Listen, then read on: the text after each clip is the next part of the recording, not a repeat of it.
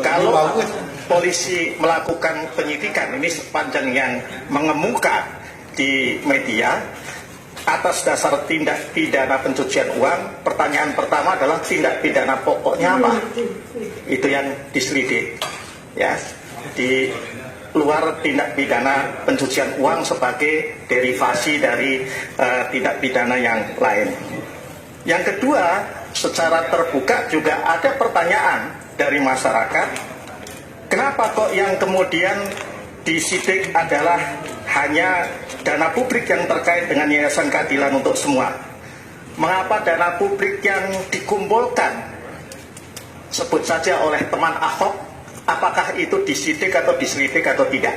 Itu menjadi pertanyaan publik juga.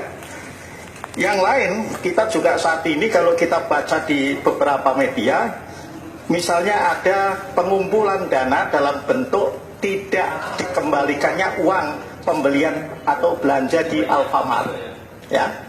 Dan kemudian oleh Alfamart memang disampaikan untuk dilakukan sumbangan ke berbagai kegiatan sosial, ya. Alfamart PT Sumber Alfatria Trijaya Tbk.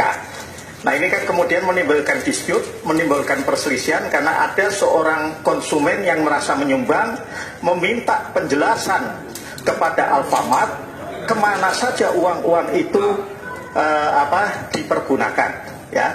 Karena si penyumbang ini, Saudara Mustoleh Siraj, merasa ketika membaca laporan yang ada di websitenya Alfamart itu menemukan keganjilan. Sumbangan itu disalurkan kepada yayasan tertentu, tetapi dibukukan, dicatatkan sebagai CSR, Corporate Social Responsibility, tanggung jawab sosial perusahaan.